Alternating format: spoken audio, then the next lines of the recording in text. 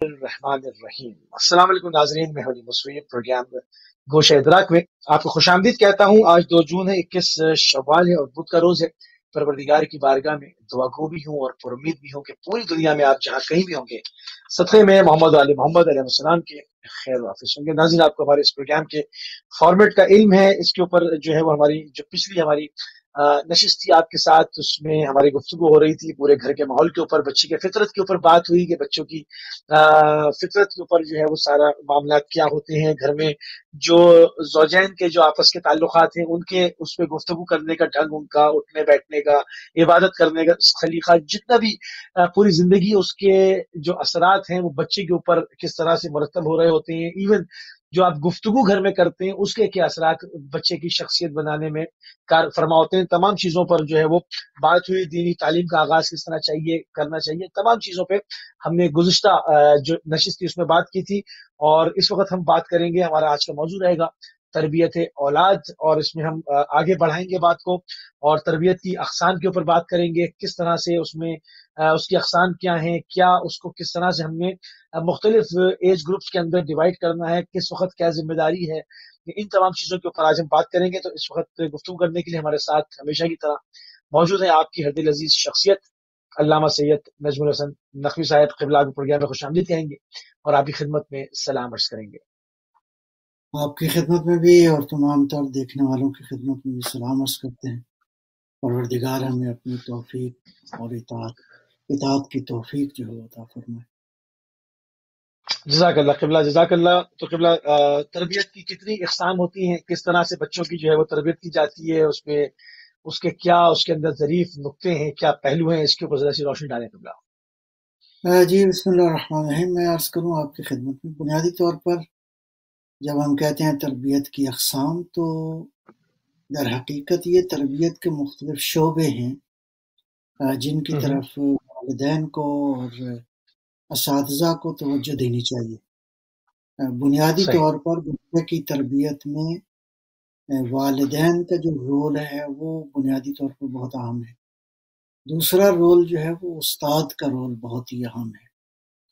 ٹھیک ہے، ظاہراً تو یہ ہے کہ ایک ایسا ٹرائنگل ہے جس میں ایک اینگل پہ بچہ ہے، دوسرے پہ والدین ہیں، تیسرے پہ مثلاً جو ہے وہ اساتذہ ہیں۔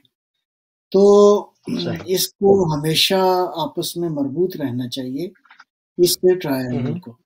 نتیجتاً یہ ہے کہ اب ہم دیکھتے ہیں کہ دونوں کا فرض ہے کہ بچے کی تربیت کریں۔ تو پہلا جو صحیح، پہلو ہے جو تربیت کا، وہ پہلو دینی تربیت ہے۔ دینی حوالے سے ہم صحیح، بچوں کو کیا سمجھانا ہے، کیا بتانا ہے، کس ایج میں کیسے وہ یہ سلسلہ جو ہے وہ جاری رہے گا۔ دوسرا صحیح، پہلو جو ہے وہ آپ کہہ سکتے ہیں جذباتی اور احساساتی تربیت کا پہلو ہے۔ جذباتی محسوس، صحیح، جذباتی اور احساساتی سے مراد یہ ہے کہ بچہ جو ہے وہ خصوصاً احساساتی، پہلے ٹھیک ہے، 7 سال میں ایموشنز کی زندگی میں زیادہ ہوتا ہے۔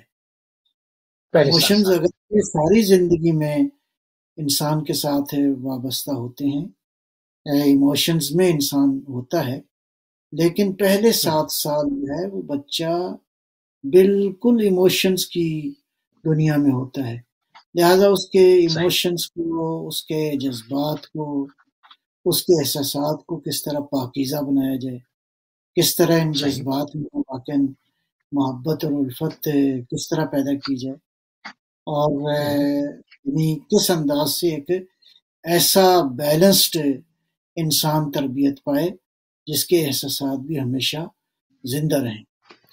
تو زندہ رہے، سبحان تیسرا اللہ، جو پہلو ہے دینی تربیت کا پہلا ہو گیا، دوسرا جو ہے وہ احساسات اور جذبات کے حوالے سے ہمیں دیکھنے کی ضرورت ہے۔ تیسرا پہلو ہے دوسرے انسانوں کے ساتھ رابطہ، جس کو آپ سوشل پہلو کہہ سکتے ہیں، اجتماع کا پہلو کہہ سکتے ہیں، اور اس میں جو انسان کے عمومی طور پر کنیکشنز ہوتے ہیں وہ دوسرے لوگوں سے، پبلک ڈیلنگ جس کو آپ کہہ سکتے ہیں، وہ پھر بچے کی صحیح، زندگی میں ظاہر ہے کہ اس کے والدین، اس کے مطلب رشتہ دار، اس کے فیملی ممبرز، اور اس اس کے کے اپنے اسکول میٹس وغیرہ، کلاس میٹ وغیرہ. اسکول میں، کلاس میں، استاد کے ساتھ، یا جتنا بھی اس کی زندگی میں اب روابط جیسے جیسے بڑھتے جائیں گے، تو ایک سوسائٹی میں اس بچے کو کیسا رہنا چاہیے، بیہیو کرنا چاہیے، یہ تو انسانوں سے رابطہ ہوگا. خود اس فزیکل دنیا کے ساتھ اس کا رابطہ، مطلب ہے گھر ہے، فرض کریں اسکول ہے، فرض کریں بازار ہے، فرض کریں گاڑی ہے، فرض کریں میرا مطلب سائیکل ہے، فرض کریں یہ چیز، جتنی چیزیں ہیں فزیکل دنیا کی، گھر میں اگر فرض کریں کوئی باغ ہے، باغیچہ ہے، یہ ساری دنیا، یہ جتنا فزیکل دنیا ہے، اس کے ساتھ اس کا ایٹیٹیوڈ، اس کا رویہ کیسا ہونا چاہیے. اور چوتھا جو پہلو ہے بہرحال بہت ہی اہم ہے، وہ بچے کا علمی اور عقلی طور پر اس کی بلوغت، اس کی رشد، اس کی ہدایت، اس میں جو ہے وہ کس انداز سے اس کو آپ اس کی جو صلاحیتیں ہیں علمی اور عقلی، اس میں کیسے اضافہ کر سکتے ہیں، کیسے ان میں بہتری لا سکتے ہیں. تو یہ چار بنیادی کہہ سکتے ہیں پہلو ہیں، یا چار بنیادی جو ہیں شعبے ہیں بچوں کی تربیت کے حوالے سے. دینی تربیت ہے، جذبات و احساسات کے حوالے سے اس کی تربیت ہے، معاشرتی حوالے سے تربیت ہے، معاشرے میں بھی دو چیزیں آ جائیں گی، انسان بھی ہیں اس میں، فزیکل دنیا بھی ہے، عالم طبیعت بھی ہے. پھر چوتھا مرحلہ جو ہے وہ وہی علم اور عقل ہے، کہ اس بچے کے اندر اس کے کیا معیارات ہیں. بعض اوقات ہم بعض چھوٹی چھوٹی خرابیاں کرتے ہیں جس کی وجہ سے بچے جو ہے وہ زندگی میں مشکلات کا شکار ہوتے ہیں، تو کن نکات کا خیال رکھنا چاہیے. تو اس اعتبار سے البتہ خود بچہ جو ہے وہ میں عرض کروں، اور یہ بات تکرار کے ساتھ کہنے کی ضرورت ہے، روایت ہے من سعادت الرجلین الولد الصالح، یا ارشاد فرمایا من سعادت الرجل ان یکون له ولد یستعین بہم. یہ اس طرح کی روایات ہیں. انسان کی سعادت اسی میں ہے کہ ایک نیک اولاد جو ہے وہ اللہ اس کو عطا کرتا ہے. تو نیک اولاد جو ہے وہ دنیا و آخرت کی یعنی سعادت کا سبب. اور اللہ تعالیٰ نے جو مطلب والدین کی گود میں کائنات کا اتنا بڑا خزانہ جو ہے وہ دیا ہے، تو اس خزانے کو کشف کرنا، اس کی صلاحیتوں کو پروان چڑھانا، اس کو واقعاً ایک بہترین انسان بنانا. اب یہ ایک اپرچونٹی دی ہے والدین کو اللہ نے، کہ کس طرح اس خزانے کو ایکسپلور کرتے ہیں، کس طرح اس کو ڈسکور کرتے ہیں، کس طرح اس خزانے سے جو ہے وہ انسانی اجتماع کے لیے جو ہے وہ ایک خوبصورت پھول جو ہے، ایک خوبصورت وجود جو ہے وہ دیتے ہیں. تو لہٰذا یہ میں سمجھتا ہوں کہ ان سارے پہلوؤں پہ غور کرنے کی ضرورت ہے.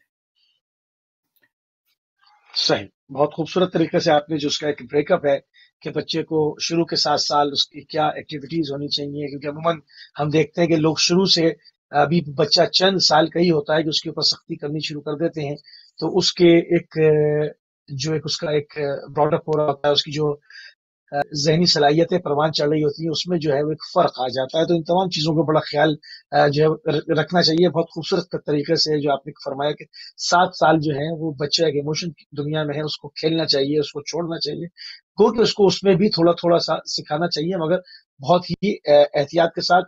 تو قبلہ جو جناب زہرا سلام علیہ نے گھر میں ایک تربیت کا انداز اپنایا تھا، ہمیں روایات اس حوالے سے کیا کہیں؟ بہت ہی خوبصورت پہلو ہے. بی بی زہرا سلام اللہ علیہا کا جو گھر ہے وہ واقعاً رول ماڈل ہے اس اعتبار سے تمام تر بشریت کے لیے، تمام تر امت مسلمہ کے لیے، کہ گھر میں جو ہے وہ کس انداز سے کئی چیزیں اور کئی پہلو جو ہیں وہ، اگر آپ اس کو دینی نقطہ نظر سے دیکھیں کہ بیوی کے گھر میں بچوں کی دینی تربیت کے پہلو کیسے تھے، میں پہلا نقطہ تو یہ عرض کروں گا، اور اس نقطے کو بھی بہرحال بعض چیزوں کو بار بار ریپیٹ کرنے کی ضرورت ہے، اور وہ یہ ہے کہ بچہ جو ہے وہ خصوصاً جو پہلے 7 سال ہیں، ان 7 سال میں بچہ سنتا کم ہے، عمل زیادہ کرتا ہے. یعنی بچہ جو ہے وہ فالو کرتا ہے، اتباع کرتا ہے. یعنی بچے کا وجود بیسیکلی ایک یوں سمجھیں کاپی کر رہا ہوتا ہے ہر بات کی، ہر گفتگو کی، ہر آپ کی باڈی لینگویج کی، آپ کا اٹھنا بیٹھنا. تو اس اعتبار سے ہم دیکھتے ہیں بی بی زہرا سلام اللہ علیہا کے گھر میں ہم دیکھتے ہیں جو روایات سے نظر آتا ہے، جو تاریخ میں نظر آتا ہے کہ بی بی کا عمل بچوں کے لیے بنیادی طور پر جس کو بچے فالو کرتے تھے. مثال کے طور پر اگر آپ ایک اس بات کو لیں، میں 2 واقعات کا ریفرنس دیتا ہوں اور بہت ہی خوبصورت یہ واقعات ہیں. ایک واقعہ تو حدیث قصہ کے حوالے سے ہے کہ حدیث قصہ میں جو ہم دیکھتے ہیں کہ نبی اکرم صلوات اللہ سلام اللہ علیہ جو ہے وہ گھر میں آئے ہیں. اس کو آپ یوں سمجھیں کہ گھر میں جب کوئی بزرگ آ جائے تو آپ دیکھیں کیا ہونا چاہیے. حضور جو ہے وہ گھر میں تشریف لائے، بیٹی کو سلام کیا، بیٹی نے بھی ادب احترام کیا، تو کہا کہ بیٹا میں طبیعت میری ٹھیک نہیں ہے، ایک چادر مجھے آپ لا دیں. چادر لے کر آئی. اس کے بعد ہم دیکھتے ہیں کہ امام حسن مجتبیٰ علیہ الصلوۃ والسلام، یعنی حدیث قصہ کو اگر آپ، ایک تو ہوتا ہے نا ہم نارملی ہمارے گھروں میں یہ حدیث پڑھی جاتی ہے، اچھا ہے، باعث برکت ہے، لیکن اس حدیث کو اگر آپ فیملی ویلیوز کے حوالے سے اگر آپ اس کو بڑے خوبصورت نکات آپ کو نظر آئیں گے. جی ہاں، بہت خوبصورت نکات کے حوالے سے. جی ہاں، فیملی ویلیوز کے حوالے سے مطلب ہے بیٹی اس کو ذرا کھول کے جو ہے وہ آج بیان کریں، کیونکہ ہم عموماً اس کو برکت کے لیے، ثواب کے لیے یا ایک تاریخی واقعے کی حیثیت سے دیکھتے ہیں، اس کو ذرا دوسرے اینگل سے بھی دیکھنے کی ضرورت ہے. جی میں عرض کرتا ہوں. تو بہرحال اس اینگل سے دیکھیں تو کس ادب کے ساتھ جو ہے وہ استقبال کیا جاتا ہے گھر میں کسی بزرگ کے آنے کا، تو یہ سارا ایک اینگل جو ہے بہت ہی خوبصورت ہے. دوسرے مرحلے میں ہم دیکھتے ہیں کہ امام حسن مجتبیٰ علیہ الصلوۃ والسلام تشریف لاتے ہیں گھر میں. تو سب سے پہلا مجھے یوں کہنے دیجئے، حدیث قصہ کی قصہ کے حوالے سے جو آیے تطہیر نازل ہوئی، اس کے نزول کا پہلا جو شخصیت سبب بنی وہ امام حسن مجتبیٰ ہے. یعنی یہ بڑا اہم پہلو ہے.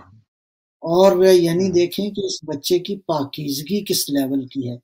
نتیجتاً امام حسن مجتبیٰ گھر میں تشریف لاتے ہیں تو والدہ گرامی کو آ کے سلام کرتے ہیں. سلام کرنے کے بعد، اب سلام کرنا بہرحال ایک ویلیو ہے، اس پہ بڑی مفصل گفتگو علماء نے کی ہے کہ سلام جو ہے یہ حتیٰ یہ سلام فقط دنیا میں نہیں ہے، آخرت تک یہ سلام موجود ہے.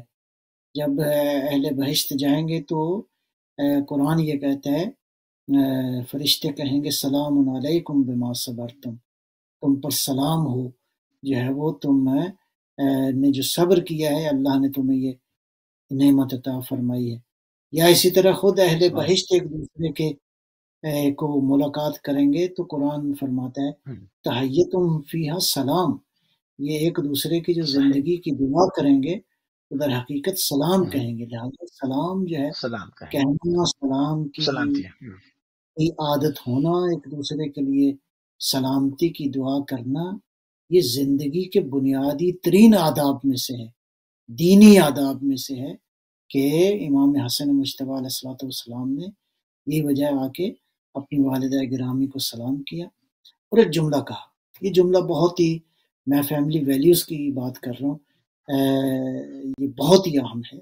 وہ یہ ہے کہ عرض کیا انی اشم عندک رائحۃ طیبہ، والدہ گرامی بہت ہی خوبصورت اور ایک پاکیزہ میں خوشبو جو ہے وہ اس کا احساس کر رہا ہوں.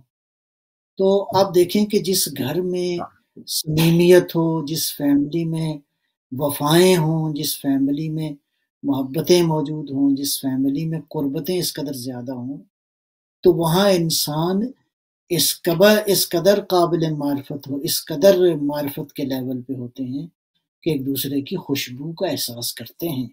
یہ ایک پہلو ہے. یعنی وہ فیملی ساؤنڈ فیملی ہے، وہ فیملی طاقتور فیملی ہے، وہ فیملی کے بچے بھی با ادب ہیں، اس فیملی کے بچے بھی صاحب معرفت ہیں، جس فیملی میں یہ چیزیں موجود ہوں، محبت ہو، وفا ہو، ایک دوسرے کے ساتھ کنیکشن ہو، ایک دوسرے کا ادب ہو، ایک دوسرے سے ملیں تو سلام کریں، یہ سارے آداب جو ہیں مل کے تو امام حسن مجتبیٰ کا یہ کہنا کہ میں ایک خوبصورت پاکیزہ خوشبو جو ہے میں اس گھر میں محسوس کر رہا ہوں، یہ بہت ہی خوبصورت پہلو ہے۔ لہٰذا ہم بھی اپنے گھروں میں اگر واقعاً گھر پاکیزہ ہوں تو یہ بچے اس قابل ہوتے ہیں کہ ایک دوسرے کی خوشبو کا احساس کریں، کسی بزرگ کی خوشبو کا احساس کریں، یہ ایک پہلو ہے۔ ایک پہلو اس میں اور بھی ہے، ظاہر ہے کہ یہ جو خوشبو ہے، اس خوشبو کا تعلق جو ہے وہ نبی خاتم صلی اللہ علیہ وآلہ وسلم کی شخصیت کے ساتھ ان کی نبوت و رسالت کی خوشبو ہے، اور یہ نبوت و رسالت کی خوشبو جو ہے یہ عام آدمی نہیں درک کر سکتا، اور یہ ظاہر ہے کہ یہ اس شامے کی قوت سے ہاں ایک مانوی خوشبو ہے، اور ایسی خوشبو ہے جو زمین سے لے کر آسمان تک جس کا نور موجود ہے، اور اس خوشبو کا احساس کرنے کا معنی یہ ہے کہ فاطمہ زہرا کے گھر کے بچے کس قدر بلند ظرفیت کے مالک ہیں، بی بی زہرا کے بچے کس قدر واقعاً عظمتوں کی معراج پر فائز ہیں، یہ بی بی زہرا کے نورانی گھر کی مثال جو ہے نا وہ اس اعتبار سے قابل توجہ ہے۔ پھر ہم دیکھتے ہیں کہ اسی کیا کہتے ہیں حدیث قصہ ہی کے اندر جو ہے وہ ہمیں جو چیزیں نظر آتی ہیں وہ مطلب پھر اس کے بعد دوسرے شہزادے کا آنا، اور پھر پیغمبر کے قریب بھی دیکھیں آپ، جب امام حسن گئے ہیں، امام حسین علیہ السلام گئے ہیں اپنے کے پاس، اور جا کے چادر جو ہے میں تھے نانا جان، تو اب امام حسن نے سلام کیا، دوبارہ اپنے جد امجد کو سلام کیا، تو آگے جو جد امجد نے جواب دیا ہے وہ بھی قابل غور ہے، قابل توجہ ہے، یا ثمرۃ فؤادی، اے میری آنکھوں کے نور، اے میرے میوہ دل، وہ دونوں بچوں کے انداز سے خطاب کرنا، دونوں بچوں کا انتہائی ادب کے ساتھ۔ اچھا، اب جب دوسرے شہزادے تشریف لائے تو وہی بات ساری ریپیٹ ہوئی، اور جب پوچھا والد مادر گرامی میں انی اشم و اندک رائحۃ طیبہ، تو آیا کہ آپ کے بھائی جو ہیں وہ آپ کے نانا کے ساتھ جو ہے وہ چادر کے نیچے ہیں، تو پھر اب بھائی کو بھی معلوم ہو گیا کہ میرا بھائی جو ہے وہ نانا کے ساتھ ہیں، تو بھائی نے بھی بہرحال خواہش کی اور آگے بڑھے، اور انہی آداب کے ساتھ انہی تقاضوں۔ اس کا مطلب یہ ہے، اس سے جو ایک اور نقطہ ملتا ہے وہ کیا ہے، وہ یہ ہے کہ ایک پاکیزہ ایک نورانی گھر میں گفتگو کا سٹائل کیسے ہونا چاہیے، یہ نقطہ بہت اہم، گفتگو کا جو بزرگوں کا بچوں کے ساتھ گفتگو کا سٹائل کیسا ہو، اس میں ایک دوسرے کا ادب اور احترام ہے، یعنی واقعاً جو ہے چھوٹوں کو چاہیے بڑوں کا ادب کریں، اور بڑوں کو چاہیے چھوٹوں سے پیار کریں، چھوٹوں سے شفقت کریں، چھوٹوں سے وہم جو کلام ہے اس کے جو سلیقے ہیں وہ اس میں آداب کو ملحوظ خاطر رکھتے ہوئے تمام ایج گروپ کو اس کے دیکھتے ہوئے، سبحان اللہ، بالکل ایسا ہی ہے۔ لہٰذا اس چھوٹے سے واقعے میں آپ دیکھیں کہ کئی پہلو ہیں، البتہ مزید ڈیٹیل بھی اس پہ ہو سکتی ہے۔ نتیجتاً ہم دیکھتے ہیں کہ یہ بی بی زہرا سلام اللہ علیہ کا گھر جو ہے عملی طور پر یعنی دینی تربیت کا ماحول ہے۔ پھر جو دوسرا واقعہ میں عرض کروں گا آپ کی خدمت میں، وہ ہے سورہ دہر میں جس کا ذکر ہے، 3 روزے جو ہے وہ اس ساری فیملی نے کس طرح رکھے، یطعمون الطعام علی حبہ مسکینا و یتیما و اسیرا، تو انما نطعمکم لوجہ اللہ، یہ واقعہ ایک تو وہی ہے اہل بیت کی عظمت ہے، اہل بیت علیہ السلام کا قصیدہ ہے، اہل بیت علیہ السلام کے فضائل ہیں، لیکن یہ فضائل کس ماحول میں، یہ ماحول قابل غور ہے کہ مطلب اللہ ہے پہلے سبحان دن اللہ جو ہے اگر کوئی سائل آیا ہے تو کسی نے کسی کو فورس نہیں کیا، یعنی مولا علی علیہ السلام اگر کہتے تو گھر کے سارے افراد یہ قربانی دیتے، یا بی بی زہرا سلام اللہ علیہ اگر تقاضا کرتی تو گھر کے سارے لوگ۔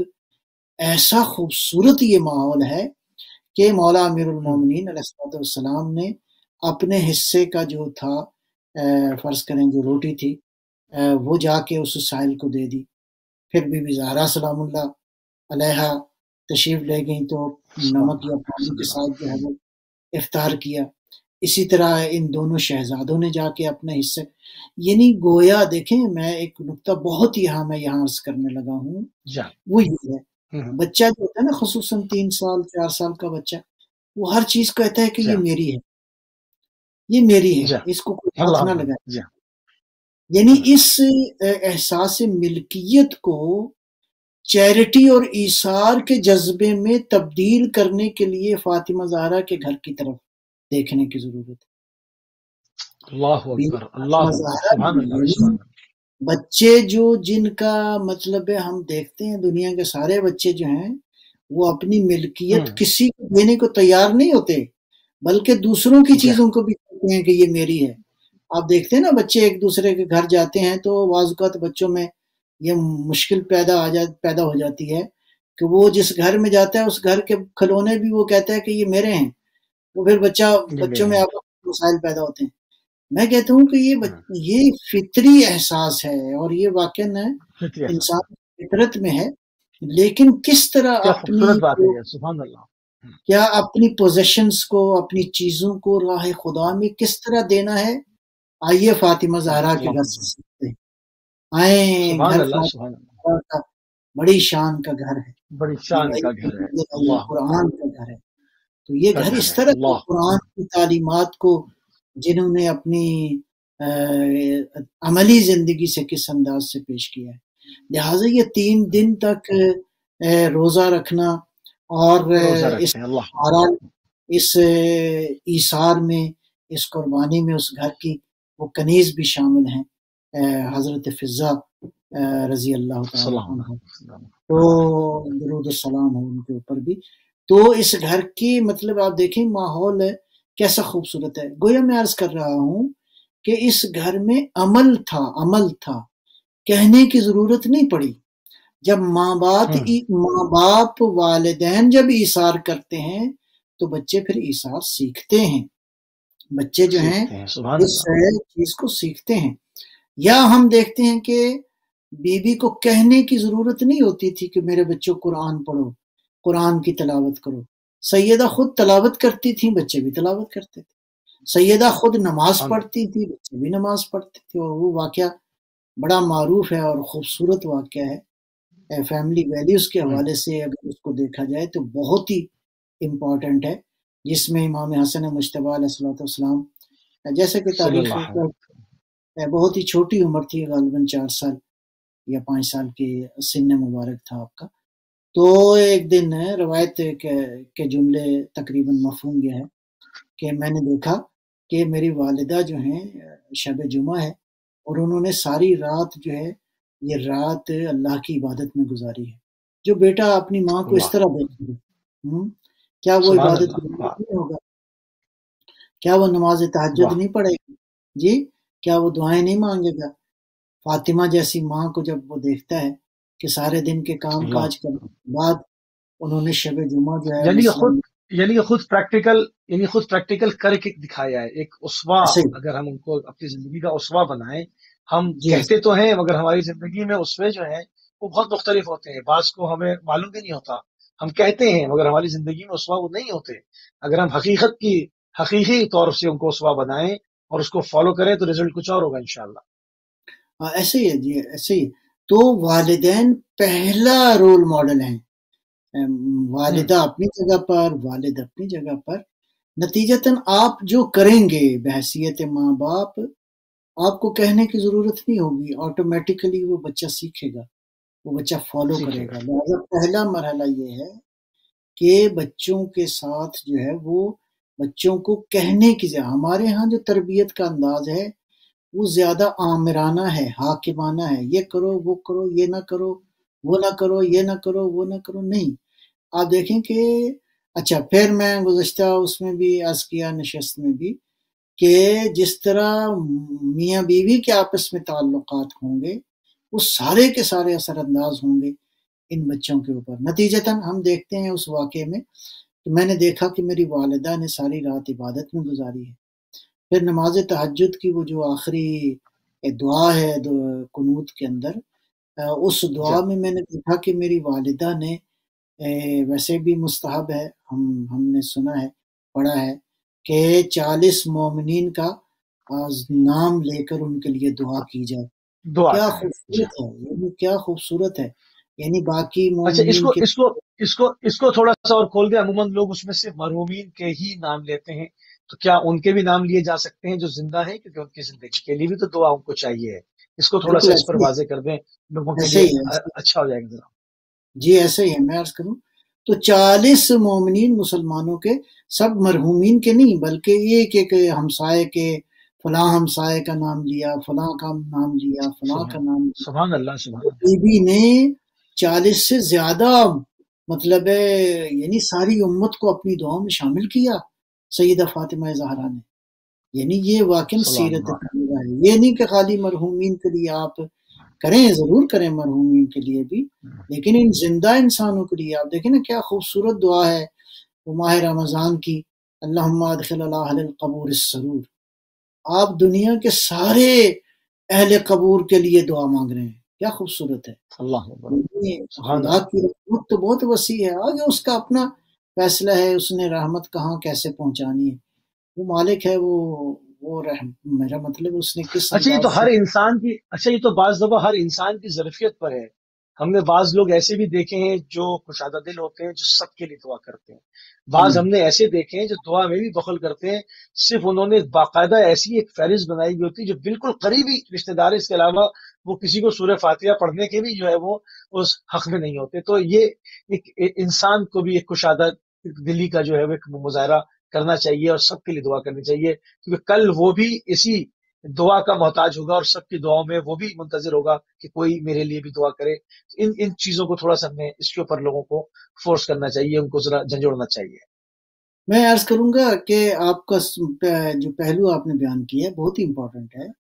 میں کہتا ہوں اس سوال کے جواب، اس سوال کو آپ اس انداز سے دیکھیں کہ بی بی زہرا کی سیرت کیا ہے، سلام یعنی اللہ علیہ۔ فاطمہ زہرا سلام اللہ علیہا کی سیرت طیبہ کیا ہے۔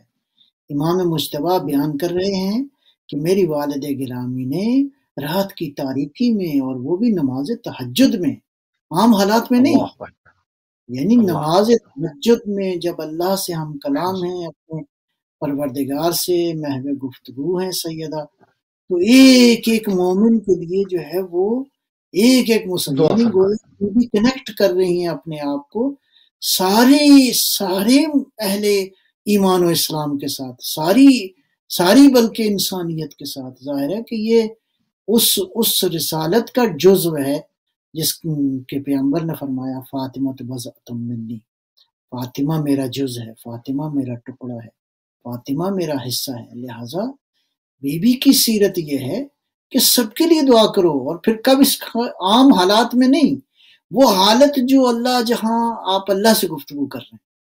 تو اللہ بہرحال واقعہ یہ کہتا ہے، اتنا خوبصورت واقعہ ہے کہ جب میری والدہ فارغ ہوئی، نماز پڑھ لی، تو میں نے کہا مادر گرامی آپ نے اتنے لوگوں کے لیے دعائیں کی ہیں، ہمسایوں کے لیے کی ہیں، اتنی آپ لمبی اللہ فہرست جو اکبر، ہے سبحان آپ دعاؤں کی آپ نے بیان میں فرمائی ہے، تو آپ نے اپنے لیے تو کوئی دعا نہیں مانگی، اللہ۔ یعنی اللہ بیٹے نے یہ توجہ کی کہ میری والدہ نے یا اپنے لیے کوئی دعا نہیں مانگی۔ سب کے لیے، ہاں یہ ہے سیرت، تو ایک یہ قانون حیثیت۔ کلی بن گیا قیامت تک کے لیے۔ بی بی کا یہ جملہ اپنے بیٹے سے فرمایا، بیٹا اجار ثم الدار، کہ پہلے سمجھدار، ہمسایوں کا حق ہے پھر گھر والوں کا حق ہے۔ پھر گھر والا اجار کیسے سمجھدار۔ خوبصورت، یعنی یہ اصول قیامت تک کے لیے سیدہ فاطمہ زہرا نے بیان کر دیا کہ پہلے دوسروں کا خیال کرو پھر اپنا خیال کرو. اور پھر اس کے بعد روایت کے تقریباً مفہوم یہ ہے کہ فرمایا کہ بیٹا جب آپ دوسروں کے لیے دعا کرتے ہیں تو اللہ تعالیٰ آٹومیٹکلی آپ پر اپنی رحمت نازل کرتا ہے. کیا خوبصورت ہے. بے شک ایسے یہ ہم فقط اپنے آپ کو ہی خیال کریں اور بس ہاں، کہیں بس کہ اپنے لیے مانگے، ہاں اپنے لیے مانگے جا رہے ہیں، بس دوسرے کا کوئی خیال نہیں. دین کا سبق کچھ اور ہے. تو ایسے ماحول میں جب نماز شب ایسی ہو، جب گھر میں آنے جانے کے آداب کیسے ہوں، جب اب خدا آپ دیکھیے قبلہ بات شروع وہاں سے ہوئی تھی کہ ایک بچہ جو ہے وہ جو اس کی عمر ہے کہ وہ چیزوں کے اوپر اپنا اس کو ڈکلیئر کرے اور وہ اس کو خدا کی جانب جو ہے وہ دیتا ہے، یعنی ایک فطرت سے ہٹ کر ایک بات ہو رہی ہے، یعنی تربیت کا اثر غالب ہے. اب یہ جو شخصیت بنی ہے اس کا اثر کہاں تک جا رہا ہے کہ اب یہ نماز شب کے اندر یہی وہ شخص جو اس طرح سے اس کی تربیت ہوگی وہ سب کے لیے دعا کرے گا، نہ صرف اپنے لیے. کہاں سے معاملہ چلا تھا اور اس کا رزلٹ کہاں گیا. ایسے ہی آپ دیکھیں خود امام مجتبیٰ صلوات اللہ سلام اللہ علیہ، اللہ صلی اللہ روحی وارواح العالمین لہ الفدا، مولا امام مجتبیٰ علیہ السلام کی زندگی میں اس تربیت کے آپ آثار دیکھیں کتنے خوبصورت ہیں. یہ نمبر ایک، یہ اسی تربیت کا نتیجہ تھا کہ امام حسن مجتبیٰ کا دسترخوان آج بھی مثال ہے. ٹھیک ہے، یہ اسی تربیت کا نتیجہ تھا کہ امام مجتبیٰ علیہ السلام نے کہتے ہیں کہ 2 بار اپنے گھر کا سارا سامان راہ خدا میں دے دیا. یہ کہاں ہوتا ہے یہ جذبہ؟ یہ وہی ہے یہ اس گھر سے سیکھا ہوا سبق ہے. یہ اس والدہ سے، ان والدین سے، علی جیسے سخی والد سے یہ سیکھا ہوا. میں گھر کی بات کر رہا ہوں. تو گھر میں اگر آپ نے کچھ آداب سکھانے ہیں، بچے میں سخاوت پیدا کرنی ہے، تو یہ بچہ جو کہتا ہے نا ہر کھلونا میرا کھلونا ہے، ٹھیک ہے، یہ احساس ملکیت تو اس میں ہے. آہستہ آہستہ پیار سے، محبت سے بچے کو دینا سکھائیں. مثلا ہم اپنی زندگی میں کیا کر سکتے ہیں؟ یہ بعض لوگ بڑا اچھا مشورہ دیتے ہیں. وہ کہتے ہیں کہ آپ والدہ ہے یا والد ہے، آپ اس بچے کے ہاتھ میں 1 پاؤنڈ رکھیں، کہیں بیٹا یہ فلاں کو دے کے آؤ، تاکہ اس سے پتہ چلے دینا جو ہے وہ زندگی میں کیا ہوتا ہے. ہاں دینا کیا ہوتا ہے. آج دینے کی عادت ہوگی تو کل دینا سیکھے گا زندگی کے اندر. لہٰذا اسی طرح میرا مطلب ہے کھلونوں کو بیٹا شیئر کرتے ہیں، کھلونوں کے اندر بیٹا دوسروں کو بھی شامل کرتے ہیں. تو یہیں سے بچے کو آپ جو ہے وہ سکھائیں گے ایثار کیا ہوتا ہے، قربانی کیا ہوتی ہے، دوسروں کے لیے جینا کیا ہوتا ہے، زندگی کو لائف کو شیئر کرنا کیا ہوتا ہے. اور اصل زندگی تو دوسروں کے لیے جینا ہے. دوسروں کو کھلا کے جو فرحت کا احساس آپ کو ہوتا ہے وہ خود کھا کے نہیں ہوتا. دوسرے کو آرام دے کر جو آپ احساس کرتے ہیں وہ خود آرام حاصل کر کے نہیں ہوتا. تو اصل اگر زندگی کی روح کو انسان نے دیکھنا ہے یا ایمان کی حلاوت کو محسوس کرنا ہے تو دوسروں کے کام جو ہے وہ آنا پڑے گا. ہر چیز اپنے لیے جو لوگ طلب کرتے ہیں، میرے خیال میں قبلہ آپ اس پہ بہتر روشنی ڈالیں گے کہ وہ ایمان کی حلاوت میرے خیال میں محسوس نہیں کر سکتے. میں یہی کہہ رہا ہوں، میں عرض کر رہا ہوں کہ آپ اس بات کو بچپن میں سکھائیں بچے کو. یعنی یہ بچہ جو مطلب بعض ماں باپ کہتے ہیں، بہرحال ان کو چاہیے کہ اپنی اصلاح کریں انشاءاللہ. وہ کیا ہوتا ہے، خبردار یہ کھلونا کسی اور کو نہیں دینا، یہ دیکھو تمہارے بابا کتنی محنت سے کتنے پیسہ خرچ کیا انہوں نے. نہیں بابا، شیئرنگ سکھاؤ ان بچوں کو. البتہ یہ ہے کہ یہ کام بھی نہ کرو کہ اتنے قیمتی کھلونے لا کے دو کہ بچے کے اندر چھوٹے کھلونے کو قبول کرنے کی حس ہی ختم ہو جائے. یہ تو آپ فرعون تربیت کر رہے ہیں. ایک ایسا ہاں میرا مطلب ہے کفایت شعاری سکھائی جائے، میرا مطلب ہے قناعت سکھائی جائے. اس کو تھوڑا سا اور کھولیں کیونکہ یہ بڑا امپورٹنٹ معاملہ ہے، ہر گھر کا معاملہ ہے. عموماً یہ نہ ہو کہ لوگ سنیں مگر تھوڑا سا بعض لوگ تو پک کریں اور بعض کو زیادہ یہ سمجھ میں نہ آئے، تو اس کو اور آسان زبان میں اس کو اور کھول دیں تاکہ جب بات ہوئی ہے تو اس کے اثرات پورے جو ہے وہ مرتب ہونے چاہیے. بہرحال میں وہی سیدہ کے گھر سے میں نے مثال عرض کی ہے تو نتیجتاً یہ چیزیں سیکھنے کی ضرورت ہے کہ کس طرح ایک دوسرے کے لیے اثار کرنا ہے. اور پھر یہ وہی گھر ہے جہاں جو ہے وہ کس طرح بذل و بخشش ہوتی ہے، کس طرح. میں بلکہ واقعہ کی یاد آ گیا کہ ایک باغ تھا. باغ اس زمانے میں ظاہر ہے کہ تجارت کا اور مالی حوالے سے ایک بہت بڑی چیز ہوتی تھی. باغ جو ہے وہ کھجوروں کا باغ، ابھی بھی مدینے میں بعض ایسی چیزیں موجود ہیں. تو جناب سلمان فارسی کے حوالے سے بیوی کا ایک باغ تھا. تو اب مجھے واقعہ پوری طرح ذہن میں نہیں آ رہا. تو بیوی نے وہ اپنا باغ جو ہے وہ جناب سلمان فارسی کے جو ہے ان کو ہبہ کر دیا، ان کو ہدیہ دے دیا. چند سال پہلے میں گیا ہوں تو وہ باغ موجود تھا. البتہ نہیں معلوم کہ اب اس کی کیا تقدیر ہوئی ہوگی. تو یعنی کہاں پر یہ ادھر مدینہ میں جو ہے ایک باغ جو ہے وہ بیوی نے، یعنی مطلب آپ دیکھیں کہ ایثار اور لوگوں کو عطا کرنے کا جو اس خاندان کے اندر ہے وہ اس کی مثالیں نہیں ملتی کہ کس طرح ایک شخص جو ہے وہ آیا مانگنے کے لیے تو پیغمبر اکرم نے فرمایا کہ میں تمہیں ایک گھر کی طرف جو ہے وہ بھیجتا ہوں، تم مایوس نہیں ہوگے. تو وہ اس در زہرا کے ان پہ گیا اور بہرحال واقعے کی تفصیل اپنی جگہ موجود ہے. تو میں یہ عرض کرتا ہوں یہاں پر رکیں گے. یہاں پر ایک بہت اہم نقطہ ہے، اس کے اوپر بات کرتے ہیں پھر آگے بڑھتے ہیں کہ جہاں پر یہ سیرت بیان ہو رہی ہے، جہاں پر دو بار اپنے پورے گھر کا سامان دیا جا رہا ہے، جہاں پر باغ ہبہ کیے جا رہے ہیں، ہدیہ کیے جا رہے ہیں، خدا کی راہ میں سب کچھ دیا جا رہا ہے. چند روٹیوں کا ذکر نہیں ہے، یہاں تو باغوں کا ذکر ہے، یہاں پورے گھر کے سامان کا ذکر ہے. تو جہاں جس کی شخصیت ایسی ہو، جس کا سیرت ایسی ہو، وہ یہ پھر اس کو تاریخ میں یہ دکھایا جائے، یہ کہا جائے، یہ گمان کیا جائے کہ وہ ایک حکومت کے پیچھے جو ہے وہ حکومت حاصل کرنا چاہتے تھے. تو یہاں پر اس نقطے کو واضح کر دیا جائے، وہ حکومت اپنے لیے اور اپنے آرام طلبی کے لیے حاصل نہیں کرنا چاہتے تھے، نظام خدا کے نفاذ کے لیے، اس کی اپلیکیشن کے لیے، اس جو خدا نے وضع کیا ہے اس کی حاکمیت کے لیے وہ جستجو کر رہے تھے، نہ کہ اپنے آرام کے لیے. قبلہ دو جملے آپ بھی اس کے اوپر ہدیہ کر دیں پھر آگے بڑھیں. میں عرض کروں کہ یہ پہلو ایسا ہے کہ حکومت اپنی حق کے حاکمیت کو جتانے کے لیے، اپنے دنیاوی اور خواہشات نفسانی کو پورا کرنے کے لیے اگر ہو تو ظاہر ہے اس سے زیادہ بری چیز کوئی نہیں ہے. اسی لیے ارشاد فرمایا ابن عباس، یہ میرے جوتے کی قیمت کیا ہوگی؟ پھٹا ہوا جوتا تھا، مطلب ٹانکے لگے ہوئے تھے اس جوتے کو. تو کہا مولا اس کی کیا قیمت ہوگی، اس کی کوئی قیمت ہوگی؟ تو فرمایا اللہ کی قسم یہ جو دنیا کی حکومت ہے میرے نزدیک اس جوتے سے بھی اس کی قیمت کمتر ہے. یعنی اگر اس جوتے کی کوئی قیمت ہو تو ہاں، البتہ یہ ہے کہ ایک صورت میں، یہ جو آپ کا سوال ہے یہ البتہ ہے، یہ ایکسیپشن ہے. ایک صورت میں یہ حکومت قابل قبول ہے کہ علی اس حکومت کے ذریعے عدل الہی کو نافذ کر سکے، عدالت کے نظام کو نافذ کر سکے.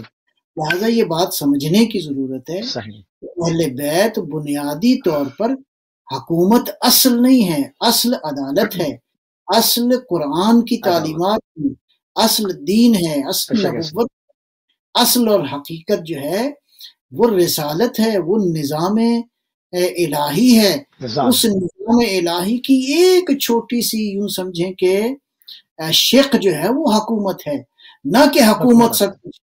مشکل یہ ہوئی کہ یہ دو نقطہ نظر پیدا ہوئے اور ابھی تک وہ موجود ہیں کہ حکومت محور ہے ہر چیز کی، حتیٰ دین کا محور جو ہے وہ حکومت ہے.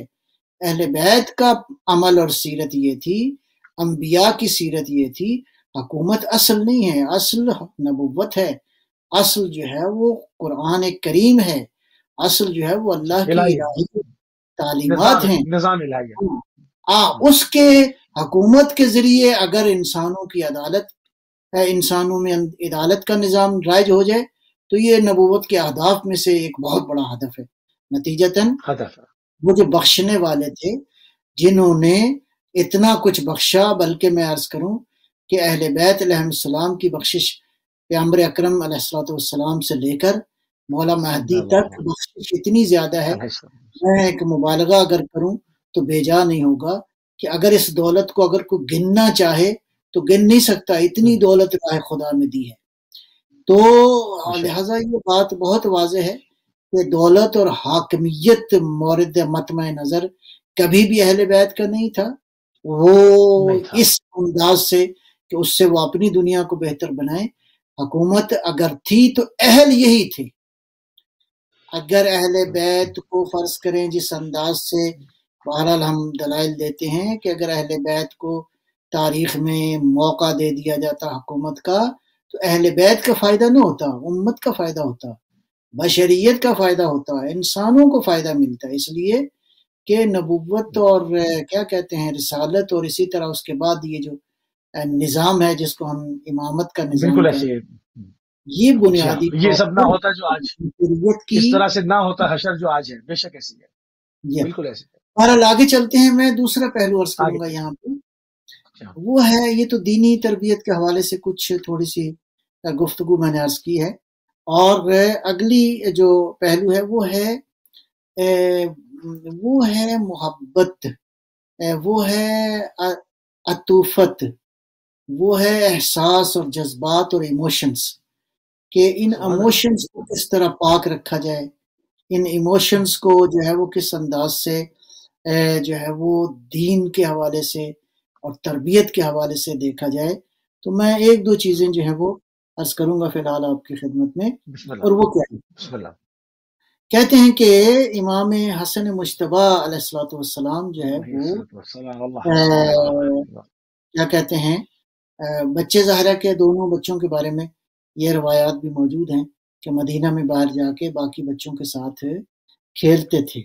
تو اب ہوا یہ کہ جب امام حسن علیہ السلام بڑے بھائی جو ہے وہ کہیں، تاریخ کہتی ہے کہ کہیں کھیلتے کھیلتے کہیں گم ہو گئے، تو اب سمجھ میں نہیں آیا۔ تو میں پہلے ایک نقطہ عرض کر چکا ہوں کہ اس گھر میں محبت کس لیول کی تھی، وہ یہ ہے کہ مثلا امیر المومنین علیہ السلام، یہ دیکھیں میں عرض کروں کہ والدین کا طرز عمل ظاہر ہے کہ اولاد کے اوپر جو ہے وہ اس کی تاثیر ہو، یعنی مولا جب اپنی زوجہ گرامی کو بلاتے تھے تو کہتے تھے نفسی لکل فدا یا فاطمہ، اے فاطمہ میری جان آپ پر قربان ہو۔ کیا خوبصورت ہے، کیا عظمت ہے، کیا معنویت ہے، کیا واقعاً عشق کا اظہار ہے۔ اور بیوی جب آپ کو مطلب پکارنا ہوتا تھا تو کہتی تھی روحی لکل فدا یا علی، یا علی میری روح آپ پر فدا ہو۔ تو یہ باتیں ظاہر ہے کہ بچے بھی سنتے تھے۔ تو اس قدر اظہار عشق اور محبت اس فیملی کے اندر موجود تھا، لہٰذا جذبات کس قدر پاکیزہ ہونے چاہیے، کس قدر عظیم ہونے چاہیے، کس قدر ایک دوسرے کے لیے محبت کا اظہار ہونا چاہیے۔ تو لہٰذا بیوی کے گھر سے ہمیں یہ ساری ویلیوز جو ہیں وہ ہمیں نظر آتی ہیں۔ اب اس واقعے میں کہتی ہیں کہ اپنا بیوی جو ہے وہ تقریباً 70 بار جو ہے وہ مسجد جاتی تھیں، گھر آتی تھیں، مسجد جاتی تھیں، ظاہر ہے کہ حسن نظر نہیں آ رہے تھے اور شانی کے عالم میں۔ پھر واقعہ لکھا ہے کہ جو ہے وہ اپنے بیٹے کو جا کے دوسرے بیٹے کو کہا، میں واقعہ تھوڑا سا وہ ہو گیا اشتباہ، امام حسین کہیں گم ہو گئے تو یہ اس طرح بیوی نے اظہار کیا۔ تو اب اپنے بیٹے امام حسن مجتبیٰ سے بیوی کا ایک جملہ ہے، اس قدر معنویت سے بھرا ہوا ہے، اس قدر عشق سے بھرا ہوا ہے، اس قدر محبت سے بھرا ہوا ہے کہ میں کیا عرض کروں کہ ماں کو اپنے بچوں سے کیسے خطاب کرنا چاہیے۔ یہ جملہ قابل غور ہے۔ فرمایا قم، امام حسن مجتبیٰ سے، قم یا بہجت قلبی والنور عینی واطلب اخاک الحسین فإن قلبی یحترق۔ اللہ اکبر، میں اس کا کاش میں اس کی جو گہرائی ہے پہنچا سکوں آپ تک اور باقی ناظرین تک۔ قم، میرا بیٹا اٹھو، یا بہجت قلبی، اے میرے دل کے سرور، اے میرے دل کی رونق، اللہ اکبر، اے میرے دل کی تمانیت، بہجت کہتے ہیں شباب اہل جنہ، سبحان اللہ، یعنی میرے قلب کے سرور، اٹھو میرے لال، نور عینی، اے میری آنکھوں کے نور. کون کہہ رہا ہے؟ فاطمہ کہہ رہی ہیں. کس کو کہہ رہی ہیں؟ اپنے بیٹے حسن مجتبیٰ کو کہہ رہی ہیں. وَاطْلُبْ أَخَاكَ الْحُسَيْنَ، اٹھو چلو جا کے تو اپنے بھائی حسین کو، اخاک، اپنے بھائی حسین کو ذرا دیکھو کہاں پہ ہے. فَإِنَّ قَلْبِي يَحْتَرِقُ، اللہ اکبر، میرا دل جو ہے وہ اس وقت آگ میں ہے. میرا دل جو ہے وہ واقعاً جل رہا ہے میرا بیٹا. تو آپ دیکھیں ماں نے کیسے اپنی محبت کا بھی اظہار کیا ہے، اس بیٹے سے محبت کا اظہار کیا ہے. جو بیٹا گم ہو گیا اس کے لیے پریشان نظر آ رہی ہے. اور کیا آداب ہے اور کیا سلیقہ ہے گفتگو کا. سبحان اللہ اکبر. یہ ہیں جذبات، یہ ہیں محبتیں، یہ ہیں وفائیں. بہرحال واقعہ پھر یہ ہے کہ ختم مرتبہ صلی اللہ علیہ وآلہ وسلم جو ہے وہ ساتھ نکلے اور بھائی بالآخر جو ہے وہ امام حسین جو ہے وہ مل گئے. ایک واقعہ اسی طرح کا اور ملتا جلتا ہے کہ دونوں بچے گم ہو گئے کہیں، تو اب پیغمبر پریشان ہیں، پیغمبر شدید پریشانی کا اظہار کر رہے ہیں. بالآخر یہ ہے کہ خود نکلتے ہیں، باقی اصحاب ساتھ نکلتے ہیں. تو پیغمبر جاتے ہیں، بی بی زہرا ساتھ ہیں. ظاہر ہے کہ پیغمبر اکرم صلوات اللہ سلام اللہ علیہ نکلے ہیں دونوں تلاش میں، تو ماں ساتھ ہے. اللہ اکبر. تو دیکھا بہرحال ایک مرحلے پہ دیکھا کہ بنی نجار کے محلے میں جو ہے دونوں بچے جو ہے وہ ایک دوسرے کے باہوں میں باہیں ڈالے جو ہے وہ آرام کر رہے ہیں. لہٰذا میں عرض کروں گا کہ یہ جو تربیت ہے، دینی تربیت بھی اور جذبات و محبت، میں دیکھیں یہ پھر دوبارہ ذکر آ رہا ہے، اس کو انشاءاللہ مزید بھی اس پہ گفتگو کریں گے. بچے کے پہلے 7 سال جو ہوتے ہیں، پہلے 7 سال میں بچہ آزادی چاہتا ہے، بچے کے اندر احساس ملکیت ہوتی ہے، بچہ جو ہے وہ سنتا کم ہے، فالو زیادہ کرتا ہے. بچہ جو ہے وہ ایموشنز کے مقابلے میں ایموشنز کا طلبگار ہے.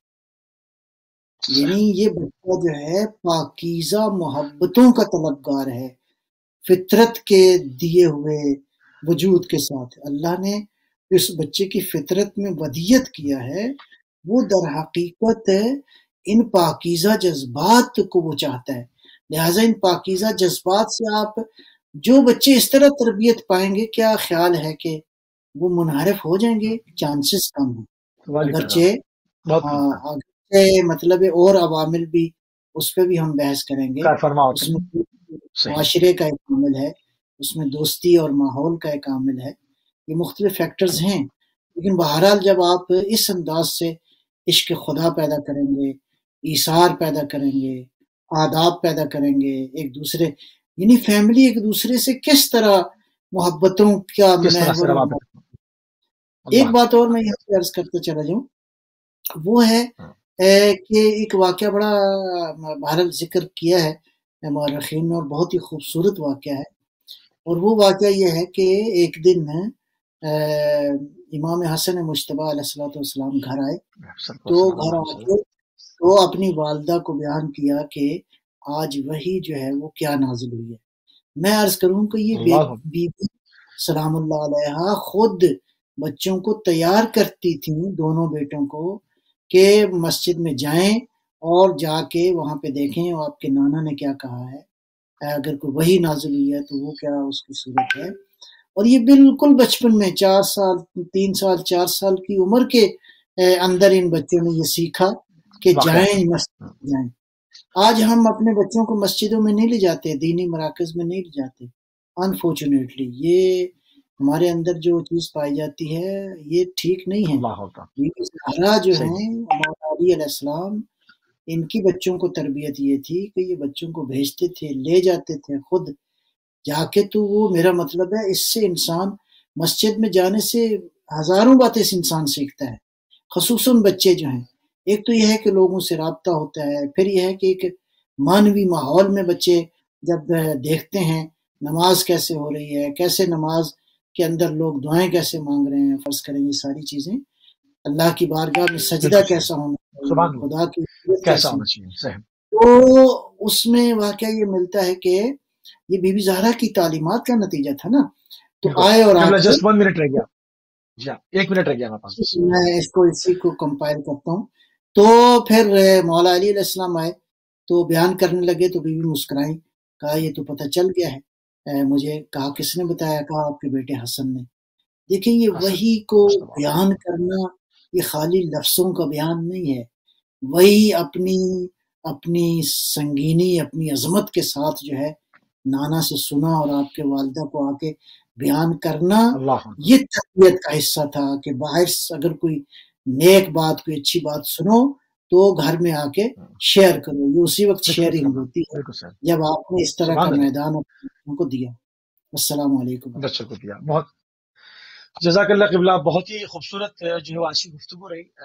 بنیادی طور پر ایک تربیت اولاد سے ہم شروع ہوئے اور اس کی شخصیت کے اس جو ایک ایسا شجر لگاتے ہیں جو سایہ دار بھی ہو, جو ثمر آور بھی ہو, تو اس کی جو خوشبو ہے وہ معاشرے میں اور اس کے جو ثمرات ہیں معاشرے میں وہ کس طرح کے پھیلتے ہیں, تمام چیزوں پہ آج جو ہے وہ بات ہوئی. انشاءاللہ اگلی نشست میں جو پوائنٹس رہ گئے ان کو جو ہے وہ موضوع بحث بنایا جائے گا. اس وقت ہمارے پروگرام کا ٹائم تمام